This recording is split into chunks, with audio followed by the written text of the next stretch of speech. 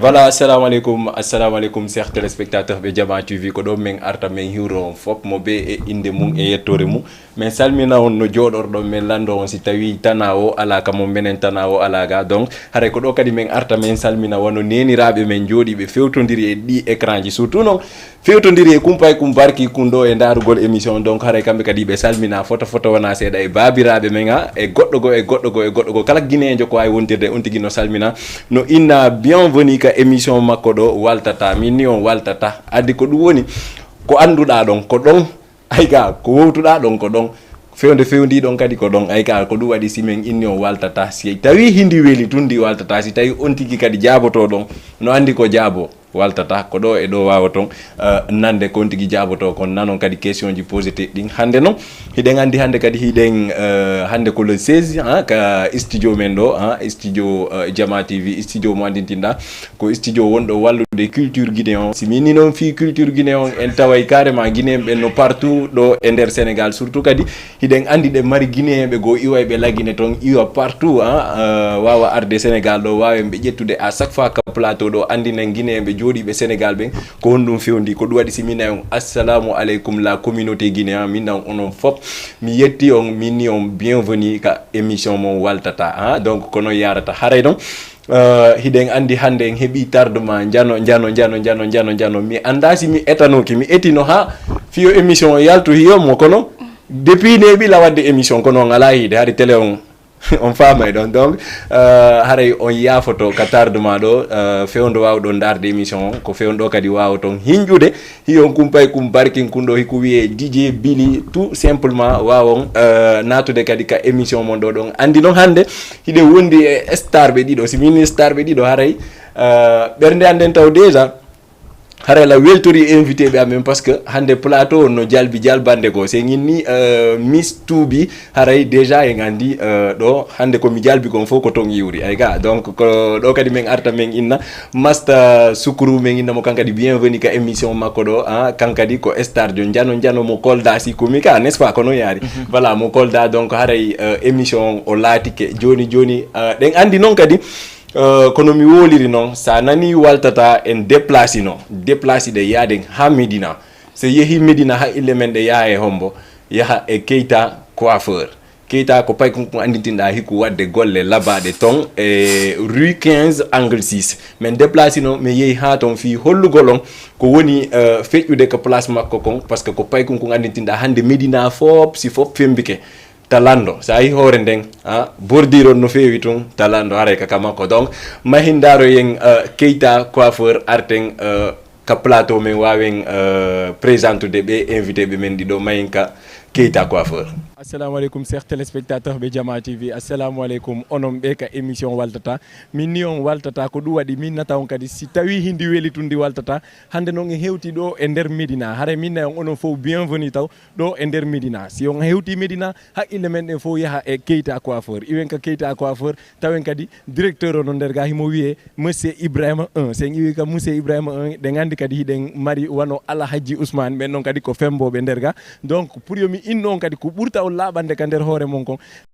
hande o place do wama e place burdo jandude on e der Medina si mini place burdo jandude e der Medina hare enen fo den faala andude place on honno way pour yen hiu non kadi no place o way non mi invité on onon fo yen armayn taw yen Keita coiffeur ko fembata don men jettana on place on si men gayni jettande on place on me wawobe landade kambe kadi et à travers be woni fembude ben à travers client be hebata ben partout au Sénégal ay yimbe no iwri partout Pikine Thiaroye Colobane kono mi woli ranta on non chaque fois hare kambe hibe wadde golle labude pour yon hiu non place on hiyon fembo ben hiyon golle de boni wadde den haray lang invité on derga are mayn ndaro yen Keita coiffeur e Alhaji Ousmane kanyum e directeur on himo wiye Ibrahima 1 are mayn voilà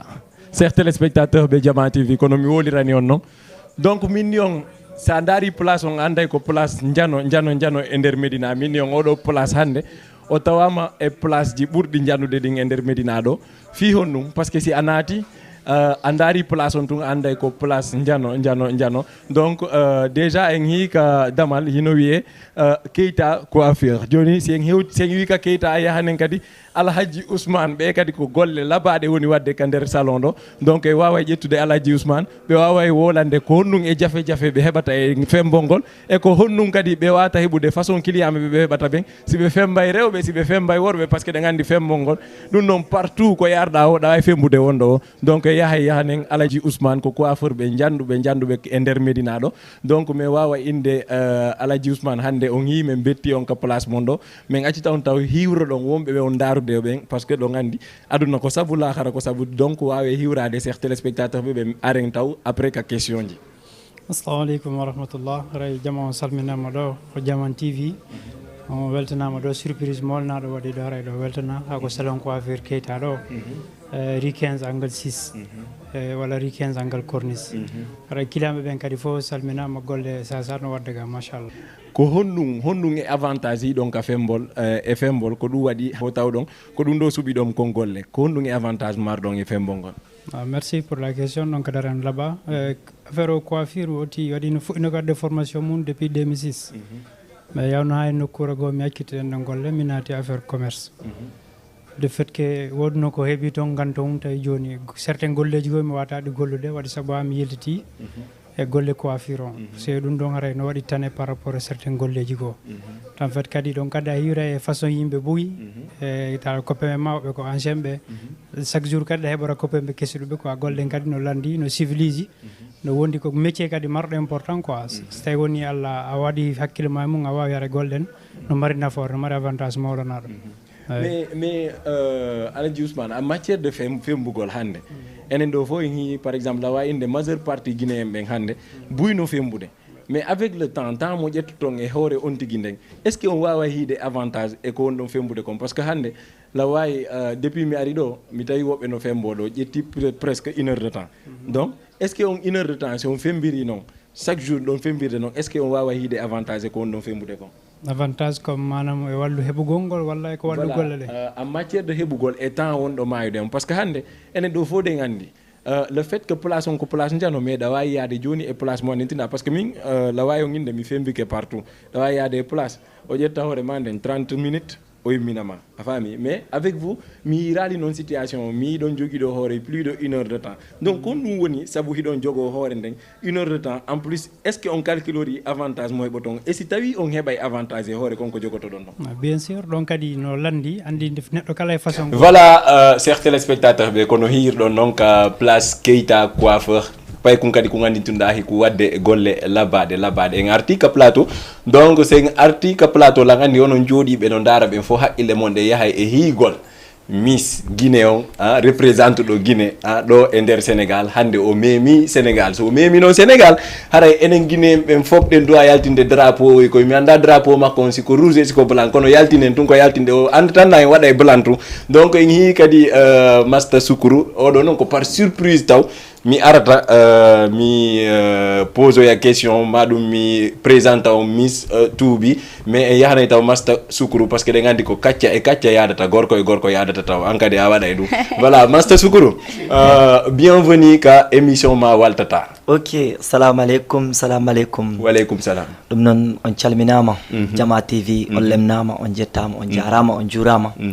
ko wawi jodanade émission dargol Jama TV Master Soukourou salmini dum tigi weltani mama dumen wi ana en tan ya Allah wadan en jam sabu kala do jam ala don mojjani don ko jamran Allah wadan so Allah wadani en jam han enen kadi sen kebi jam han don ko weltare wa Jama TV ko do calminirmi on taw alhamdulillah Allah yo men hebu jam amin Allahumma amin men hebi jam kadi donc Master Soukourou d'abord men ara men lancement première flèche mo men attatoma lance golon men nani Master Soukourou menen non fulbe fuuta ben ko men atto mi yaade fi mun ko Master Soukourou parce que ça ni Master Soukourou ko Soukourou menen donc nu ngaddi Master Soukourou hande no Master Soukourou ground inde ko inde suudande parce que ko jaliya way non minen to amen ton inde de ko mi sunnonde no wonno mino feña himbe beni be ganda an hoko woni Soukourou joni ben ganda ko woni Soukourou ko inde suudande ko e niwre woni Soukourou ok ko nibbi woni Soukourou dal ok onon londom ana fama okay. ɗum woni sukuru dal mon sukuru eyyi ko niwre ko niwre eyyi ok donc ara enen fo en faami donc kanko ko master niwre o wiyete donc teli tan dara langa en direct merci beaucoup ara en nani ko master sukuru master sukuru déjà men wawma landagol e carrière ma on déjà men landoma ko honnu addi yo master sukuru taw wonu musicien jo grand Billy hunde fof ko fodore Allah kala ko wona Allah ko Allah ɓuri kala hande ko batta so Allah fodima ɗum tawri e hawri e fodore maɗa han so a waɗi ɗum han ma wona te min jaliya mi hippaki ɗumen jaliya ko mi taw ɗumen mi fengani par ce que min nene am ko jalijo baba am ko jalijo te mi hulta kadi joɗade jaliya o baɗanmi o yimɓeɓe kadi gandi min komi jalijo awa jaliya min komi taw ɗum ha donc master sukuru ko depuis on tuma fuɗɗi musique musique o mi ɓoyde e muɗum de par ce que depuis l'an 2017 mi fuɗɗi musique ok ɓoyi seeɗa de mais hande musique mo wonɗa wadde o dahiɗe avantage mum musique o kay mo mine yiya avantage e muɗum par ce que mi waɗanno musique seeɗa ha aroyi dal joni mi fuɗɗi tournude vidéo ji mais alhamdulillah e musique e mi fuɗɗi hamdinade dal par ce que mi fuɗɗide change musique e dow am quoi eyyi kay ok si mi wawi famude joni a fuɗɗike memude voilà mi fuɗɗi hebde kaale o seeɗa donc allez-y haalide wondi master sukuru o hiwrike on o salmini on donc en fuɗɗoraymo kadi jarnugol e hoore ko waɗata kon par ce que hiɗen andi c'est pas facile déjà yo pay kun toso kun waɗu musique déjà waɗa musique kadi o fuɗɗo hiide hoore makko hande master sukuru no wadde musique ko gonga master sukuru e hoore musique ko woni wadde kon ani a tawri nen ma e baabe ma jeliyagal donc haray kamɓe fof ɓe accepti musique mo wonɗa wadde ɗo ko yamirore andi koye dow yamirore nene mi woni fayda par ce que min tuma mi fuɗɗara musique o ta baba am maayi par ce que min ko min tan enene am e koro am goro gorko minen ɗiɗo rek wondi galle par ce que ko ɗum taki makko noon woni mawɗo am o dal kono min ko e nder yamirore mabɓe he musique kadi gommi ko e dal welanede mabɓe e musique kadi gommi ko ɗum taki min mi accara musique ɓawa musique ko yesso tan DJ Billy en tout cas meɗen ɓurtude ma encourage de on domaine mo wonɗa yarde ɗon ok donc c'est me présenti master sukuru déjà kono mi wolirani on noon hande enen fulɓe ɓen enen guinéen ɓen ɓe timbi ɓe maasi pita mamoun dalaba fop hande aray no acciti guite mum e o miss jomen ɗo himo wiye miss to be min innama bienvenue ka émission ma waltata déjà min accitama hiwroɗa chers téléspectateurs ɓe wonɓe ma darude ɓe on jarama ono wonɓe lan darude avant tout d'abord koyoɓe muñño fi retard waɗɗon par ce que c'était pas prévu en fait bien sûr donc c'est ça min ko bistubi ko Guinée Conakry mi wi ko Mamou Poré Dakar ɓuuriyami jeeya je suis l'ambassadrice de plusieurs compétitions en Guinée et là lan ari Dakar fi waɗgol piiji buy mais e yewtanoye fi mum donc allez-y Miss Toubi hande c'est une fierté enen hiyen wano min nayi sah wano kunjium parce que si min ni wano o jio mi watta mo joni yummirawo ay ka donc wono kunjium hiyemmo himo représente de Guinée surtout ka matière de wonugol miss hande men naniɗa wola e nder ko wonɗa gollude kon wano o miss ko wonɗa wadde ko gonga déjà mene meɗe wawi validude mo yi yeeso ma kon no wawi jaɓɓude donc avec sa jali kadi haray menen ɗo fof haqqille amen ɗe majji taw déjà donc min innama bon hande Miss Toubi ko ɗum hiiɗa e carrière koko jokkuɗa ko ɗum hiiɗa ko comme ko ɗum naaduma e mum exact non min déjà depuis mi fandi har ko mi faala waɗugol ko ɓeynata ko rêve momi heɓida e mum par ce que komi marnoni ko yata 2 ans 3 ans mi ɗetteno tiggaji nenanɗe mi seeka mi haddo ka ceeci mi waɗa ɗon ɗetta talonje jajanɗe mi défila ka suudu du coup minne ko noon mi heɓidira e mum mais quelques années après ɓay mi ari 4e année soutien jajan o enilam vu que mi waɗe ɗum ɗon ka suudu pourquoi mi yaha mi essiya ka école ɓay mi waɗi première fois on mi exprimi devant il y avait environ 200 personnes mi wulali haalgol mi woni première dauphine du coup min way je peux le faire pourquoi mi engage ta ok en Guinée ko no ɗum yarata en Guinée parce que menen andi ga déjà ga ko gonga noon haray métier ɗen mo be no andani ɗe andani ɗe a faami donc ga kadi no woodi façon mo ɓe waɗirta ɗum mais en Guinée déjà hiɗen andi wonugol taw Guinée wona miss c'est pas facile parce que déjà ɗen andi enen Guinée ngari on siko ngari tun ko menen tun kani e nder la Guinée donc an e nder Guinée fof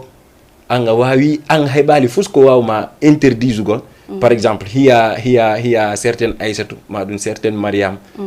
hiraɓe caractère ngari ki andintinɗa anga wawata imposade e hoore maɓɓe donc en Guinée ko honno ɗum wayi en Guinée? En fait, na Guinée tout, on est partout et à donner la compétition wata. Na beauté, na ngari physique comme on wadde ko hakkile den on wadde en jeu. Du coup, mi yata goddo ni tout mi wula mo c'est parfois ka coulisse ji, si mais exprimer que mais jonna ma thème ji, tu peux avoir peur parfois un peu, mais par après awolata potentiellement il faut ka coulisse ji sur le podium voilà. Na ya ko ya wadi confiance ore mara dara lutube. Ok. En tout cas, même Bourama encourage de Ankadi parce que bon, déjà ko mi halani onko min côté angol la welti moja fiyo non yo nedo représente Guinée tun haray wola li fi Fouta Diallo. C'est woli fi Guinée tun haray dum non ko fierté men enen do fo. Donc du coup en accitay mistubi puisque présente ke kankadi may yahanen Masta Soukuru et au clip mako mo wadi do wawen décortiquer clip on wawe mo pose des questions ji ender clip on grand wuri si tawi c'est possible fi a jonnu men clipon allez-y haray chers téléspectateurs be ndare Masta Soukuru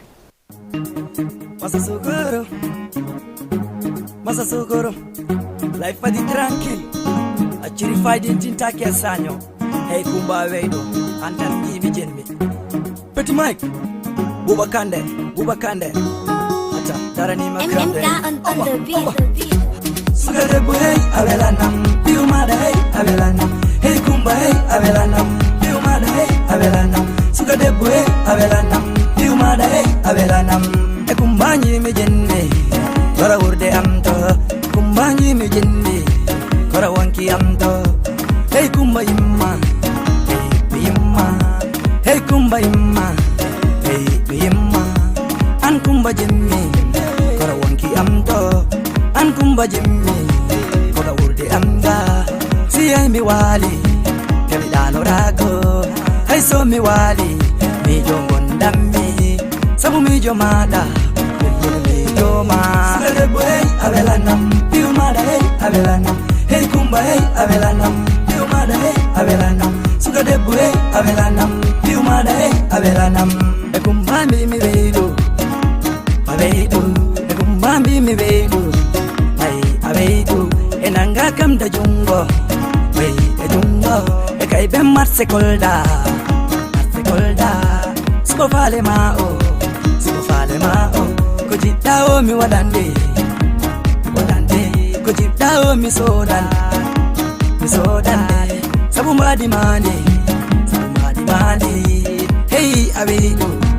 ay abelam sugade boy abelanam piumada hey abelanam hey kumba hey abelanam piumada hey abelanam sugade boy abelanam piumada hey abelanam midam doji kuona wai se kugino kana ji kuona la se ni sibiyan kana ji kuona wai gido ammo kana ji kuona nam bamaje kana ji kuona tajo sai am kana ji kuona fajara egido kana ji kuona beimbe amde kana ji kuona hey yero diamond kana ji kuona sugade boy avelanam piumada hey avelanam hey kumba hey avelanam piumada hey avelanam sugade boy avelanam piumada hey avelanam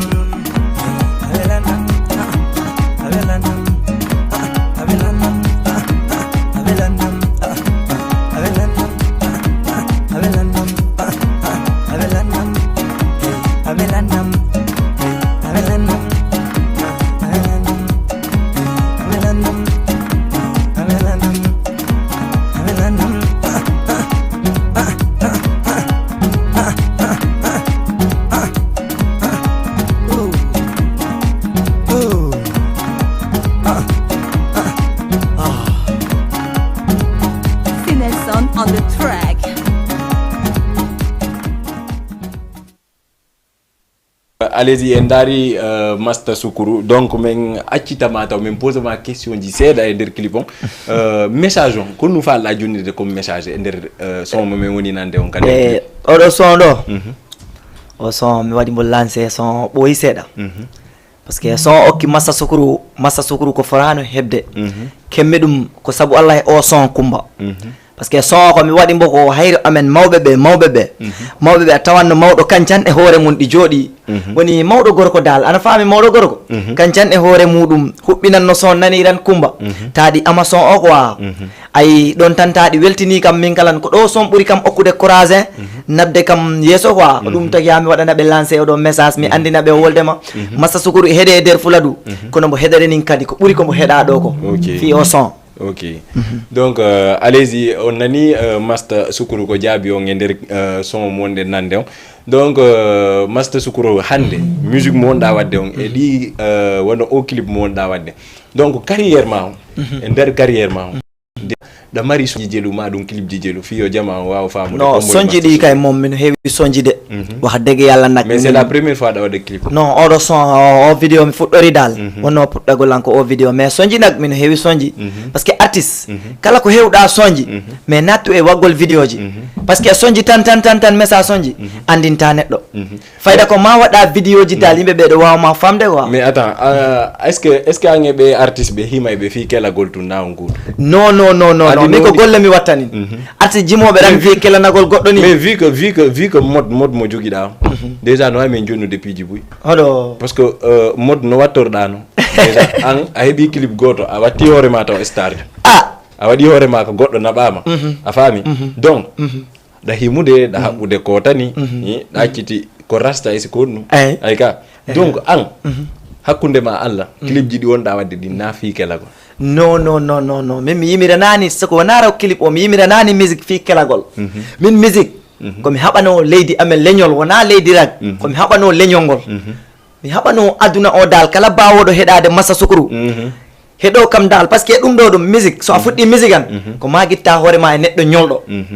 chanzoɗa dal mbaɗa hoorema changement dal an e musique o on yaada voilà si a waɗi hoorema changement an e musique o on mbawa yaadude kono ñolɗo yaadani e musique ko il faut waɗa hoorema changement kala yiɗoma joddidinama e goɗɗum dal ɗon on côté ɗon ça se voit andi so tawi ko karamo kojo jooɗino min yiya no bila on donc allez-y en arsay e Miss Toubi donc Miss Toubi min yima Dakar min yima Sénégal Dakar vu que peut-être c'est la première fois Dakar ɗara Dakar donc kon woni koyɗe Miss Toubi e Dakar ɗo piiji boyi addilan Dakar ɗo vacances jiɗi no tawa mais la mari piiji boyi wonɗi e doit réaliser de mais je préfère ne pas en parler pour le moment sagara ko yimɓe ɓen koye ɓe yiw ko anayi kon ɗum hulɗa ko karamo ko ɓe non mi wula e goto c'est que quand j'ai un projet sur table ko stratégie an on non lan préféré yo yimɓe ɓen yiw ndimi wolude on grand wuri henne goɗɗo no noddude ka téléphone allo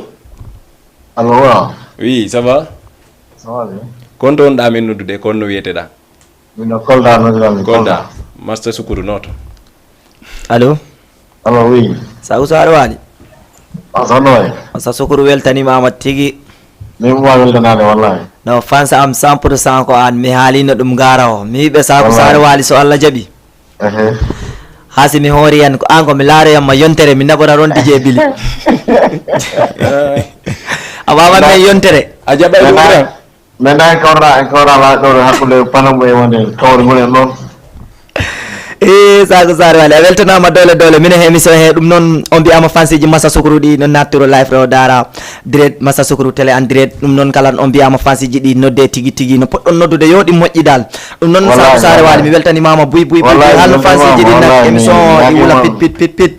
min jagayama jaam awa jaam ala ko kawral awa Allah nama radio ngo télé o yeeso amin ya rabbi ta télé o hay ta kam ɓuure télé ji fof amin ya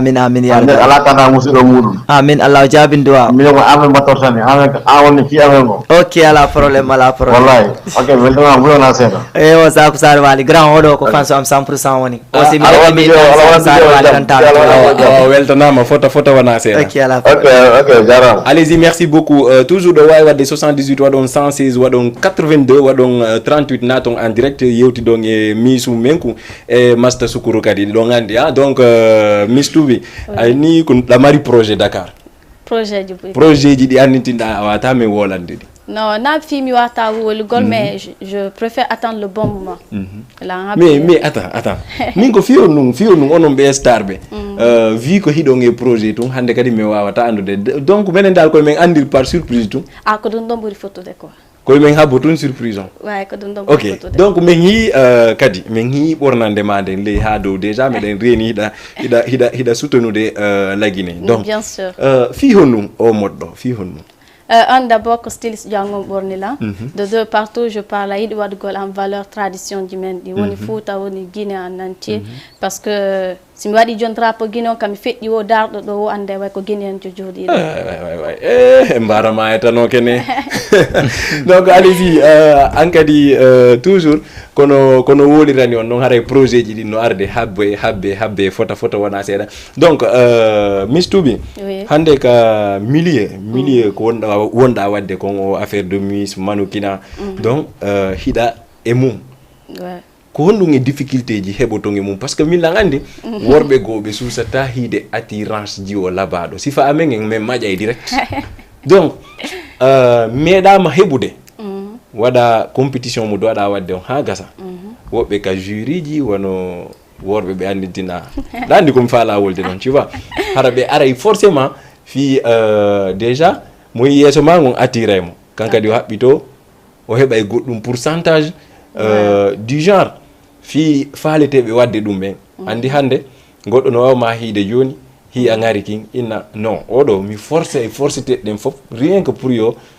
obtenir o compétition moni wadde ɗo pour min yomi heɓu komi faala kon e makko ɗum meeɗama arrivude. Djoube gono wodi certainement be yaɓe propose membre du jury ou truc de ce genre organisateur be ben derton mais min personnellement mi heɓali ɗum ɗo ay si goɗɗo tawi mo falama lan derton o ara lo halnila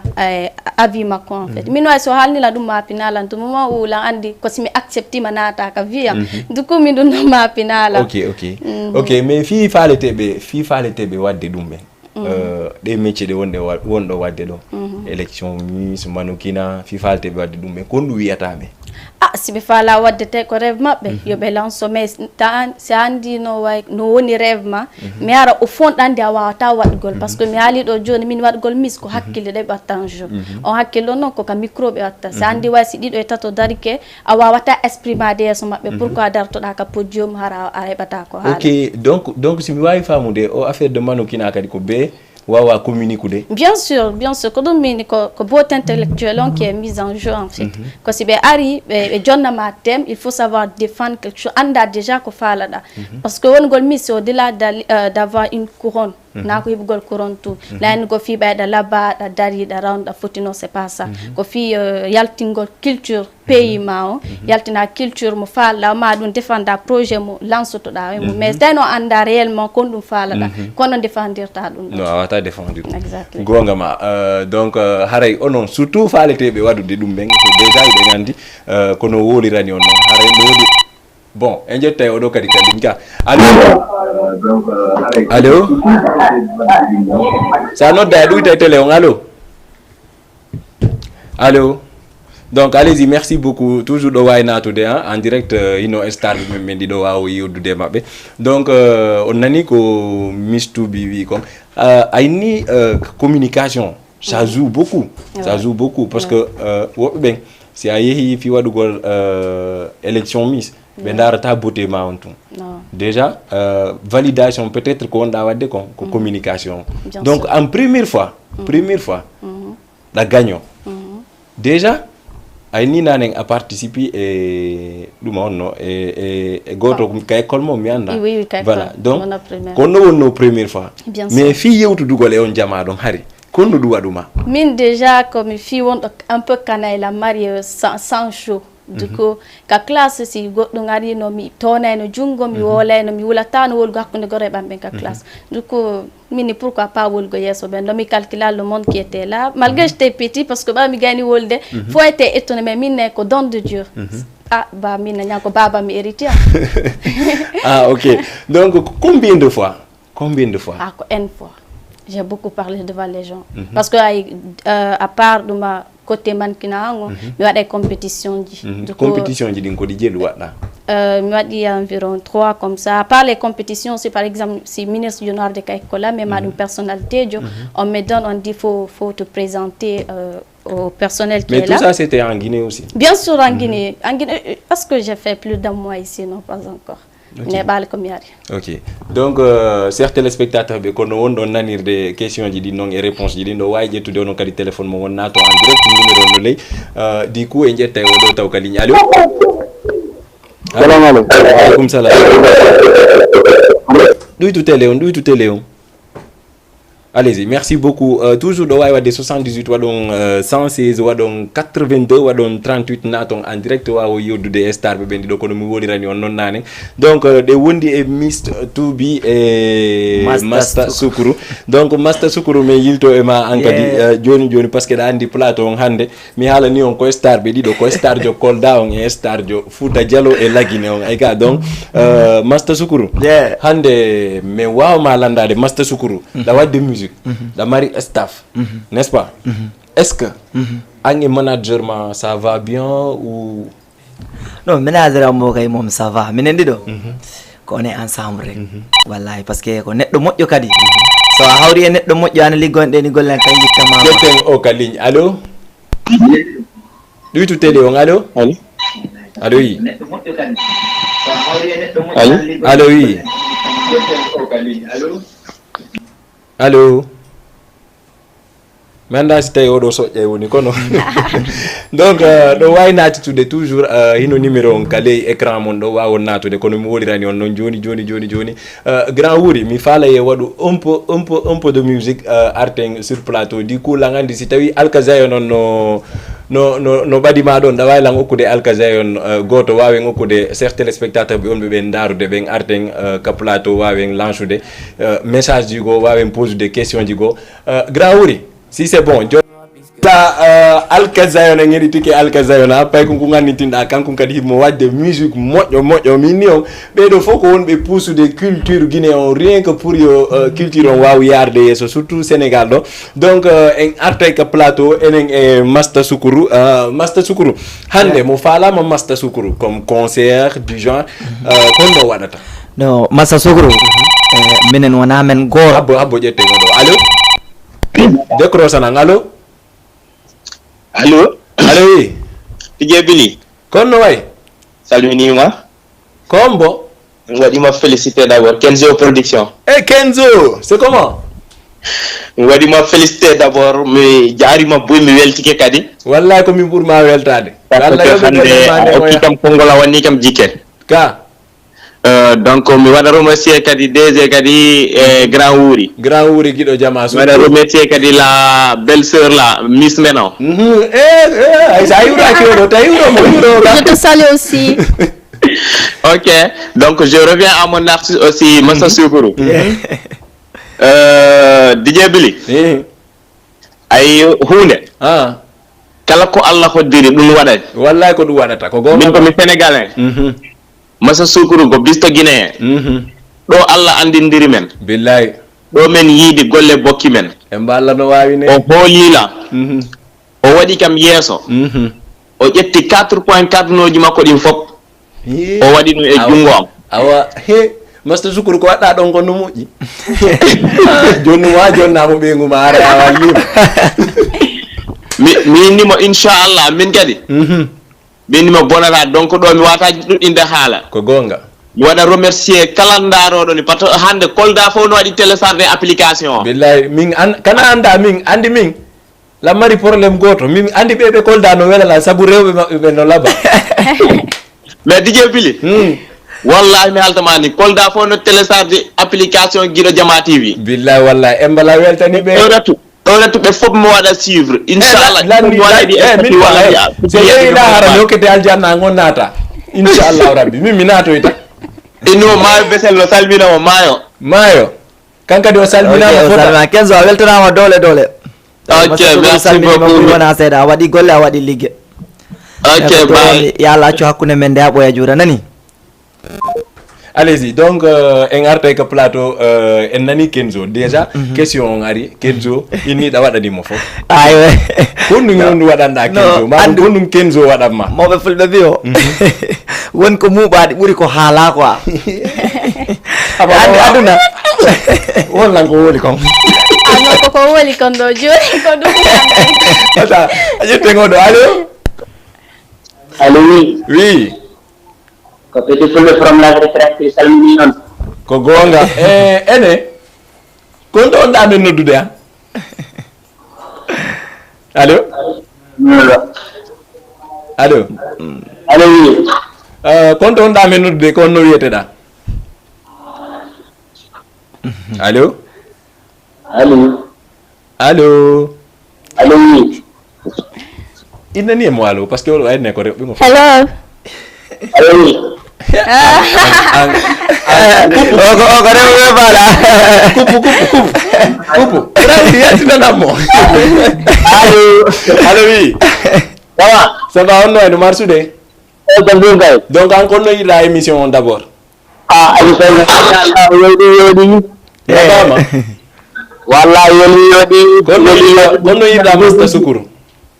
Masta Sukuru ko Allah ɓeydimo rek allahumma amin amin amin yo Allah waɗan jaɓon kadi Allah ɓeyda on amin amin émission o ngo yawi nayi cool wallahi min weltanike man kadi ko wara wiide faldude lafari tranquille rek ɗi ganda ko Masta Sukuru woni lafari tranquille yes ɓe o ngari koɗo rawandu hersi ɗum noon Masta Sukuru mi salminima ɓullona seeɗa awa inchallahu rabi Petit Fulɓe an kadi Masta Sukuru weltanimama doole ok DJ Bilio ko woni lacciri faydi ndintake sadio bimo Masta Sukuru ko cuuɗiɗo ɗi ara inchallah e soodi rappeta billahi wallahi a weltanama ɓeyde nder buluɗa ko woɗa wulluɗa ala pare a weltanama Petit jarama grand wuri ɓeɓe bonnelang émission wonno wosi mbewa ngati koɗo rawandesi kaɗo minani ka ok teli wosi mbewa ngati koɗo haray rawandu her sipullo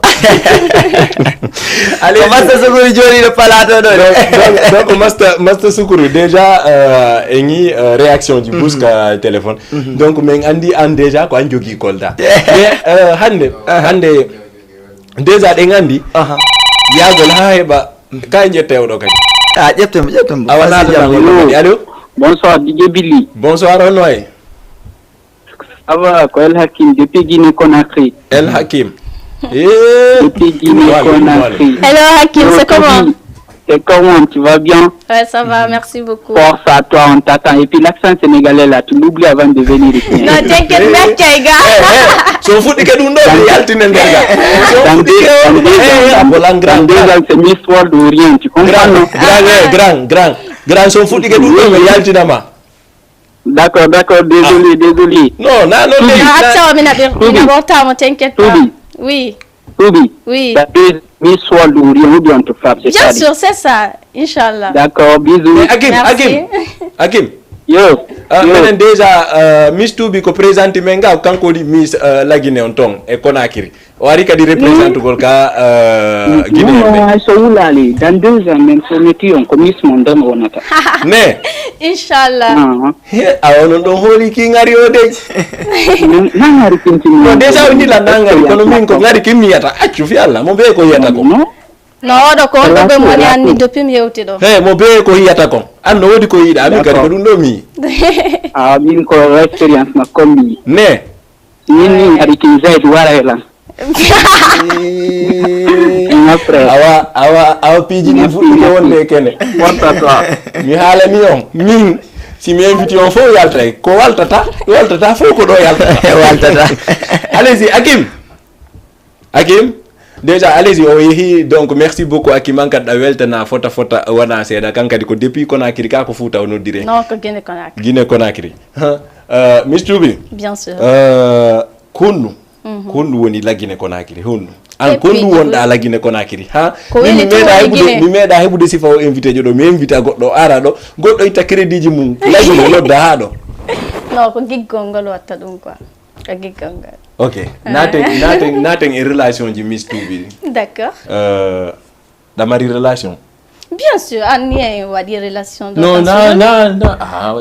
ko question ma mi répondre en fait accu andi non accu ka question an andi naya holi nan fi yo himbe ben faamu enen do de ngandi kono angadi a jabutu no himbe ben faamira hay min simi wolira kono be faamira no alandi lan la ma relation no relation d'amour amour bon non ba relation amoureuse da mais akim ko ndungini do joni ne ko do ni Zaid Warela tu sais ce qui Zaid c'est mon manager. Okay. C'est celui qui me manage en Guinée. Du coup, dans sa Miss. En fait, Pidjidi a de quoi côté amoureux et mission, deux choses parallèles, ça se rencontre pas. Pourquoi en fait, ça on a Miss, faut avoir un temps. Déjà, Mihande Kadmial Miss John exposé un garçon sur les réseaux sociaux. Et puis Kadi, ben on a Jombama, a Wadata Saïd, puis de menace, ben dans une relation, ça reviendra la même chose que règlement donc si je comprends bien, oh non. Célibataire na carrière awa ono wonno be darde wonno be miijaade e sikkunobe e wowtube ben hara odo kanko relation dum non ala e mum mi la ko do go mi wole non hala bi post hididirgol gol o ala mum mais attends mistubi fi honnu o wonata e relation déjà an kajio c'est woli par Dio forcément alla ko enen tagidi dum non si da fala a dum minuto mais lokko fudete mission na do ngalno da ko indu da do gorko ko do wadi fudo da ko mi wonno fuddo dade o do ko parce que mi fala ka onon dido yon duman no fami mi fala ya famu mi fala mi makko taw yo men wala heda sera da mi wala mais si mo yewti on se enen dido yewte mais mistubi hakkunde ma alla à la relation. Non, hakuna mainen do dido be. Non, na dum Allah. Si bien sûr, mais c'est sûr? Ouais, c'est sûr. Mistubi awada wonde sa tendi aduna fi. Non, c'est une question de mentalité ko da ko wore ma no inirma no mi doppe mi fandi la yidi wad gollundo bayno mi fixi que pourquoi pas bisela ko empêcher talan. Mais attends, hande mistubi si no jombaydo. Bien sûr, on a un problème, non? Il n'a qu'à venir, mais si tu as une mentalité goto, ça va, s'il peut m'attendre. Mentalité, si par exemple, ça a ni ça oni mis. Bidon, ça ni bidon, du don hare ko haboto. Bete ngoro to joga no lanka bidon don na. Allô? Oui. Allô? Ça va? Konno way, konto ndo menudu de konno yete don. Yeah, Mohamed Dramare Dakar. Lamine Prési. Lamine. Yeah, c'est comment? Oh, donc frère Joanne. Lamine, kana ko jiun ko wari anatu dane. Non, pourtant chaque émission mi tante ha kono karawon tiginati. Non, la émission mi bagay woni la ngandi anga kabernde anta wada waya. Grand on no way ni marsude. Ça va, alhamdulillah. Rejam. Welde andi émission bu yare no tante de 47 yeta quoi. Ko gonga kono andi yewtere DJ be dido wela parce que be landondiray. Mais kono ni welde on no yirda émission. Yeah, ça va, c'est cool hein, ko dum no de no ci félicité gol makadi courant mo wada don e ko golle laba de wonda wadde don quoi parce que men duda noddude ko radio ji andi dum fayda nan tame e ko teleji ko no fayda de laba quoi mais de laba parce que américa so ngena no wadde en tout cas Allahumma amin des jeunes kadi da marbe kadi vision dum wodi wara kadi wawa changer de affaire wawa yarde yeko quoi surtout yen kadi ara affaire labete moƴƴa yo jama yo ɓurto wallitare ton quoi mais yawon dossier Allah jaɓi en tout cas mi weltike fota wona seeɗa yo concept on ɗo no laba moƴƴa machallah ne no andi an sayni no laba tun haray labama grand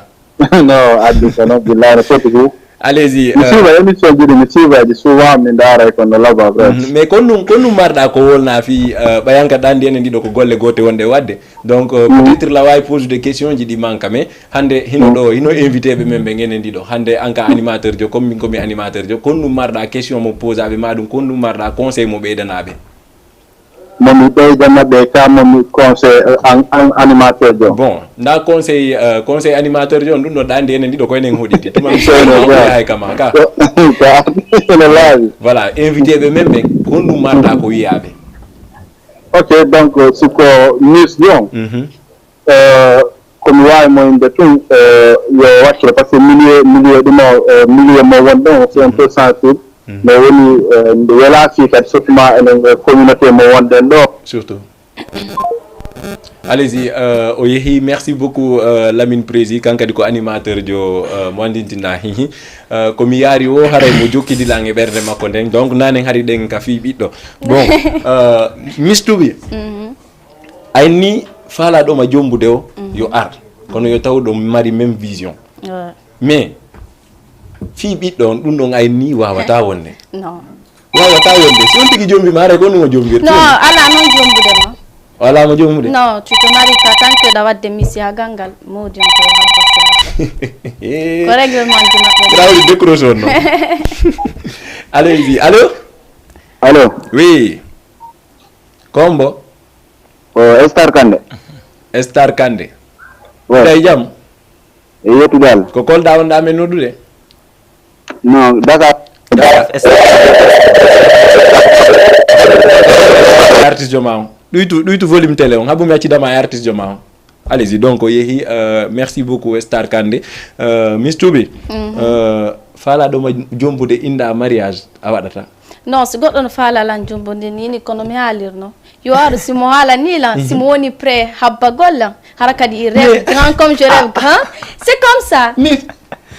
non c'est que nafi ɓay comme Miss Diawara supapile à être femme un jour a famille comme on ma ko haala no so ari o nimo faalalan jombude non y a pas de problème si rêve grand comme moi minemo yo habbola ñamen premier no waɗa mariage o ƴettanamo non bravo allô oui bonsoir on no way ɗay jam alhamdulillah ça va annayi mi anditi o voix de waɗa on ɗo annayi mi anditi voix on ok awa ko est ce que na rappeur jo an on faalaɗo ko rappeur jo an on tigi faalaɗo wadde émission rap on tigi ɗo juumi wona rappeur jo mon gon ko mbawa ɗo ko Abdallah Saïd depuis la Guinée Conakry so manager min non goy andi am ɓe siɓɓe ma fof no nandi voix ah bon inni mo allo franchement c'est comment ouais ça va tranquille mais garan de weltani on ko fota wona seeɗa Abdallah naam Abdallah onon ɗon hooli Miss Toubi o miɗo hoolimo ɗum wona ko fota wona seeɗa kadi mi hoolimo moƴƴo onon no wawi wondude e debbo mo jombetaki innon ɗon wajademo onon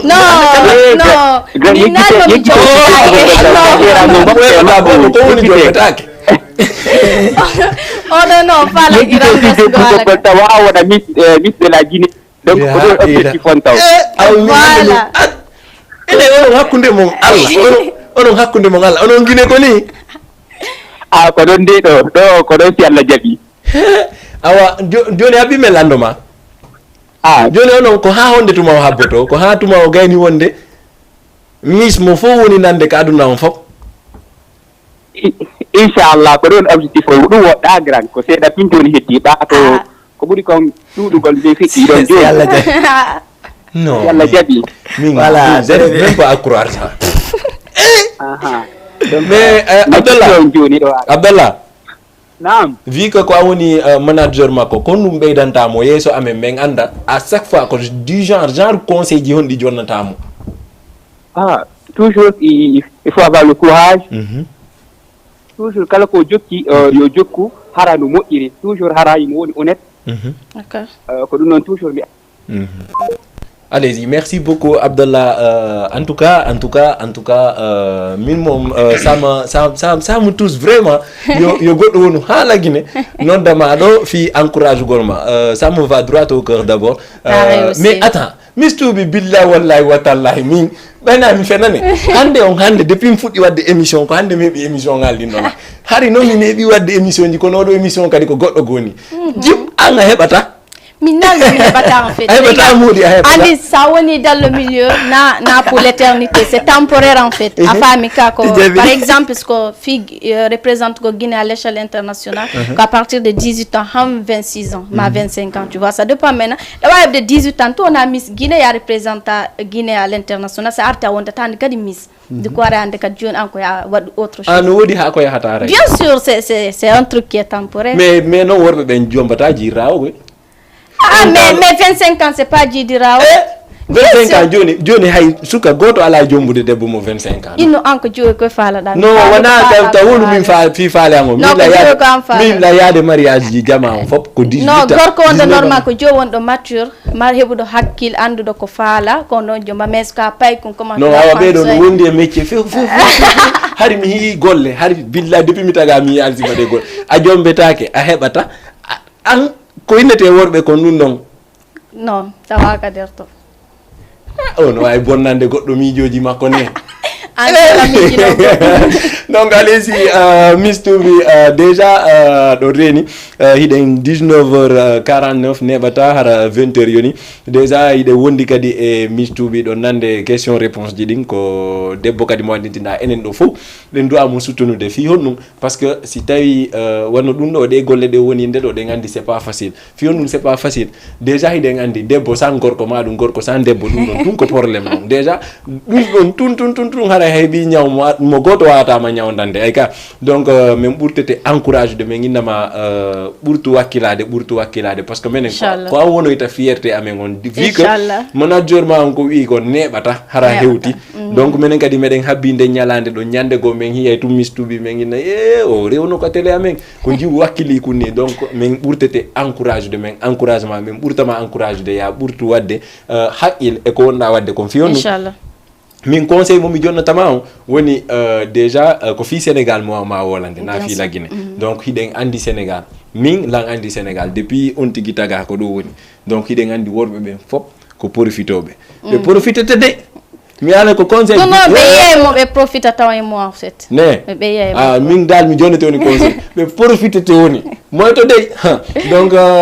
allez-y harayɗe wondi e Miss Toubi ɗo wawi ƴettude numéro on kala écran mon naton en direct wawa yoddude Missou men kum jiwol labakum kum e Mr Soukourou Master Soukourou anani ko jiwon woli ko andi déjà o question ɗo ko min tu ngaldi e makko kadi woli ko no hiɗa non minen ngaldi question wowlo e fi ko woli kom ɓaya gadi ka gorko enen ɗiɗo ko wonɗen ɗumanade kon non ko gorko e gorko wona hakkiliranda ko wonɗa hiide kon ko ɗum woni hiide ka guite maɗe no moƴƴiri waɗe guitande moƴƴiri waɗiɗa e ko innuma o heɓata ko non ɗo ngoy oɗo ɗon ɗi wawi moƴƴa ko woni kon o heɓata non ɗon ko ni waɗi la ni waɗi ni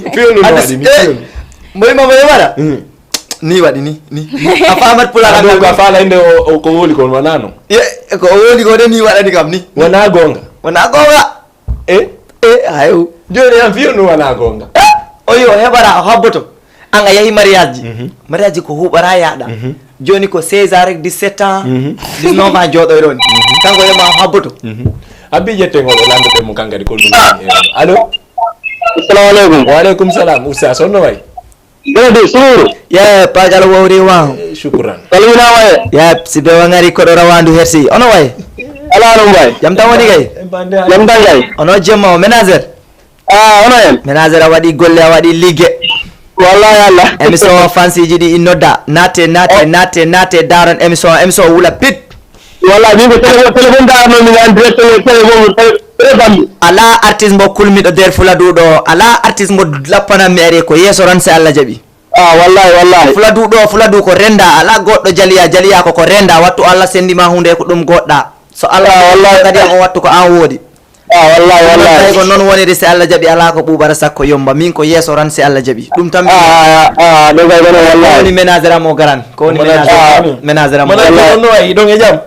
wallahi jam alhamdulillah no ɓe kamon minen kadi on gandi woni mi weltani ke on fota wona seeɗa minen kadi weltima boyi koɗo aray rawandu hersi lakkiri fayidintajo e saño ko moji live va tranquille a weltanama e safamo kadi weltanama nani wallahi weltanama nani wiɓe Master Soukourou yewno ɓe noddu ɓe daara ɓe mbaɗa YouTube en direct ɓe daara télé kadi en direct min ko andire non bami min ko andire ala problème a weltanama ménagère a weltanama allez-y merci beaucoup ankadi a weltanama fota wona seeɗa bon andi ko haqqil wiyata ko wonde ɗa heɓa hoɓɓe tu yeggita fi ɓawoɓe min noon yeggitata fi ɓawoɓen ko ɗum waɗi simi wawa salminde wano hajja ramatullahi diallo medina kankadi mo salmina fota wana seeɗa merci beaucoup ma grande sœur himo wi adasou merci beaucoup mi weltike fota wana seeɗa merci beaucoup aussi mamadou sokili président mamadou sokili no weltana fota wana seeɗa g mali goto gayna wucci foti fewti foli ankadi a salminama fota donc onon fo ɗo reni misu men ko merci beaucoup aussi grand alpha coiffeur keita coiffeur kadi no salmina fota wana seeɗa lay musto langandi angon café on say mi hokkete musto camara futuɗo on ɗon tuma mi waɗanimo musto haraka ka téléphone an o yaltinayi siko 10 000 francs o jonnala nda weltana merci beaucoup aussi à ma petite sœur himo wiye hajja halimatu ñaani halimatu ɓayno an kadi ɗamari ngari ad jokka oɗo yahon ka fi ɗuma merci beaucoup aussi himo wiye mariama dielo ba depuis rue 19 angle 10 kankadi himo salmina fota wana seeɗa donc master sukuru hande mo falama darugol master sukuru ka youtube konnumo waɗata maɗum ka si tawi ɗamari page facebook ou tiktok sikumi ɗin ɗon fo harayno woodi ne konnumo waɗata déjà ka youtube taw konnumo waɗata no youtube amo min jogui compte youtube a windat master sukuru walla winda life adi tranquille ko on woni groupe am o life adi tranquille walla windi sa inde am de kadi massa sukru a yiyat a windi life adi tranquille a yiyat mais ko staff am o mena oɗa luñ ko wiya sar kande on woni staff am o jogui groupe am staff o saykou seydi on woni ménagére am o kenzo production on woni producteur am o quoi ko noon programme o woniri dal kala faalaɗo kam koma haalda e ménagére am o dal ɗum woni ménagére saykou seydi ɗum noon ɓeɗo mino weltanoɓe buy wona seeɗa par ce que simi haalnima ɗiɗa fansiji an andumoɓe ɓe mbiyo limtude yiɗɓe ko ɓeydude añɓe quoi voilà ɗum wona probléme mino salmina pip fansiji am ɗi tigui noon donc allez-y master sukuru kadi weltanama e yahay daren King Joe arten direct ka plateau ɗo enen e Miss tout ka men daru master King Joe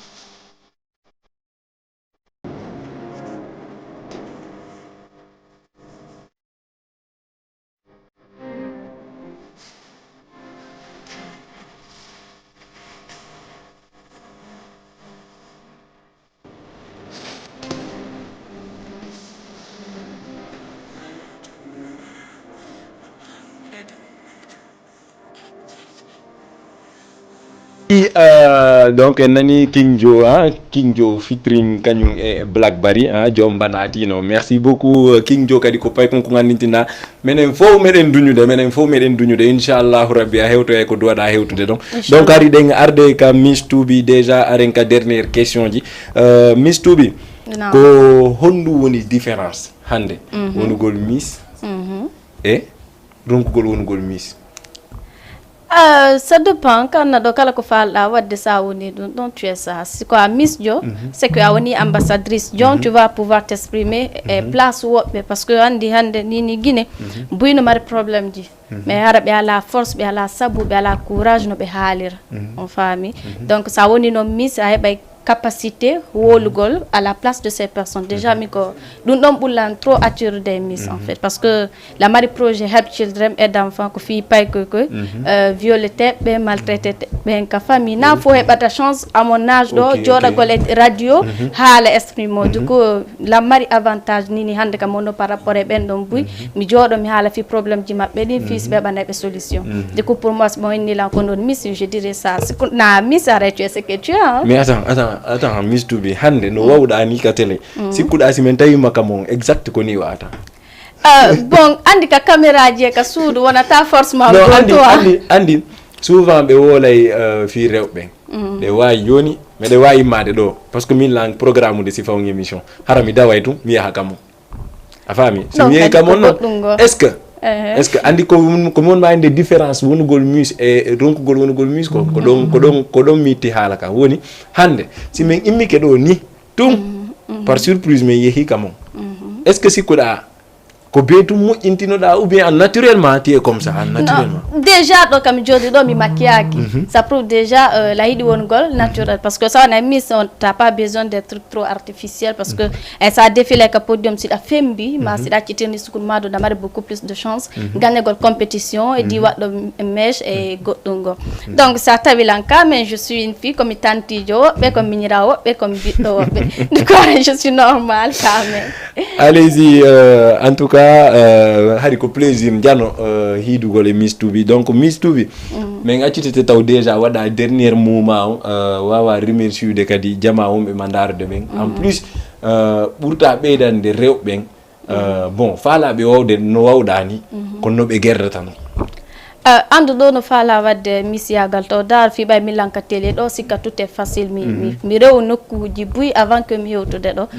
ça andita kadi sa engage que fi wadgol goddo a fotte sattendi du ko ya préparer dum do sa andi kadi a wawa hunnude ko fala ko wadde tout de lance sa andi a jombetake non na si andi a jombetake non c'est pas mais andi Miss be buy Mariam Touré dernière Miss Guinée Conakry mo jombama déjà mariage makono le mariage le plus dépensé de l'Afrique de l'Ouest mo hebi biddo comme au Canada si je me trompe pas bien mais ba o gagni wat go Miss Mako ni Miss Guinée o do mani ko gagni o jombama mari biddo makko elle s'épanouit là-bas donc c'est andi wa lance to haraka di famille ma on autorise parce que fu sawata wadde ba famille ma mi la wadi man kina yagal param ben accepter d'accord nena ni baba tawe be darde la ibe andi be setoto kambe be ala problème fimu parce que depuis ka base ko biddo mar ambition be fala na woni ro woni to min kadi mi dali wongol seulement une femme au foyer lay don go indépendante voilà donc c'est andi da fala wadde faut le faire et ba soutien parents be mabe et merci à toutes les personnes qui me soutiennent mon nena va bien mi wata site faut mon manager les amis et tout voilà merci. Allez-y donc arenkadi ka Master Soukuru déjà ko question mon pose o do ngaka tout dernièrement ko mi pose tama ko non différence musicien et de ne pas être musicien ok don ko non way grand ko bo halima ko ran wonton parce que musique woni wela fi dal parce que kala ko batta ko gomre nde rek kala ko faale da wadde e wurde ma he so a gomi dum rek ko ma wona e ma kono min faala do hande hebde milliardaire min jodi est ce que dum di wawi wonde so mi falama buudi ko mami immomi gollana hoore am dum tagara hande ko non mawbe be bi o kala mbo faala a tampay si a tampani hebata o do ko halnima do ko gonga bolo mbo halnima parce que ko non kala wurde nde fari wawde yarude dal dum non Miss Toubi Massa Soukuru salminima tigi mi weltani mama dole merci beaucoup merci donc kombo mbo salminta wayni to da don mino salmina fansiji am tigi mi halnima be kontude yitbe ko beydude añbe parce que han on do si mino jodi e télé mino haala han ko sabu Allah e kenzo ko kala ko mi haala mi woppata Kenzo Kirikou Diawo Sakou Sare Wali en e Sarkande en kala dal ko mi haali so mi woppi woɓɓe go han tawɗon mi addi erel ɗum noon fansiji am ɗi tigi 100% fansiji am Issa Guiɗo en Issa Mbaalo en ɓen fof mino salmina ɓe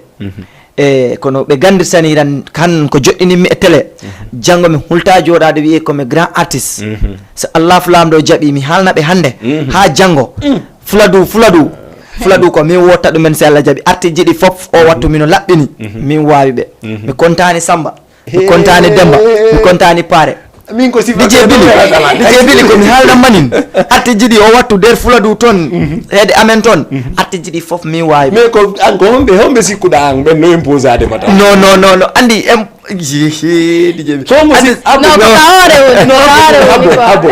andi sa fuɗɗike andi a duwaka situde ka joni ay an komboye boni ayɗo ma e ɓe artiste non andi mi duwaka haalde a fuɗɗike a duwaka non plateau télé jooɗi kala ko mi haali ɗo hande somi suusoyɗa ɗum haalede janggo an ma mi haalani joni ko ɗum wolanta non mi andi ko mi waɗanam manni ɗum ɗa masanamma ɗumen ha fama hoɓɓe e abbo kam leyle mais ɓe hewratako kam hoko watta ɓe kewro kam min wona maɓɓe mi ɗum ɗa mi lartani dal min koto yeeso mi lartani maɓɓe siko min ɓe dartani yam min koto yeeso mi lartani dal miɗa wawa ligganade leñol ngol ha leñol ngol yiya golle am de wawa andude ko leñol ngol kadi liggantomi ko ɗum baɓe a wiyatalam boɓi ko haw jo ko ɓawɗi yiwtirta très bien hala koko gonga ma Allez-y, merci beaucoup mi fala on jonde rendez-vous mercredi prochain mais avant cela mi fala a waɗa men a cappella on to sokon simi wayni to ses téléspectateurs yo men kellu ok ala ajagelle yo men kellu suka debbo waran bernde ko waran bernde suka debbo waran bernde ko waran bernde suka debbo mi jombam manin ko mi jombam manin suka debbo mi jombam manin ko mi jombam manin giram ko waran bernde waran bernde wayte fetibi waydi jebele waydi jebele gido yeah allez merci beaucoup salmina ko di vero masingaji do be taw kanani ben si salmina la ka welta jango na dum be yata jango awala problème mi warani be do akapila el seda ko mabbe godi parce que ko wasde andude allez-y merci beaucoup haride wonde Master Soukroue kanum e Miss Toubi donc en jonindira rendez-vous mercredi prochain et invité be go et émission ji welde enen e télé wuri manager voilà mi falno ça télé wuri manager jo ancien manager jo Alkazayon non neñande men invité mo do men lando mo ko hondu woni problème makko kanko e Alkazayon mere humpa awa joni day do humpa joni ndi rendez-vous mercredi prochain grand wuri fermanante le mi yeyi ok ala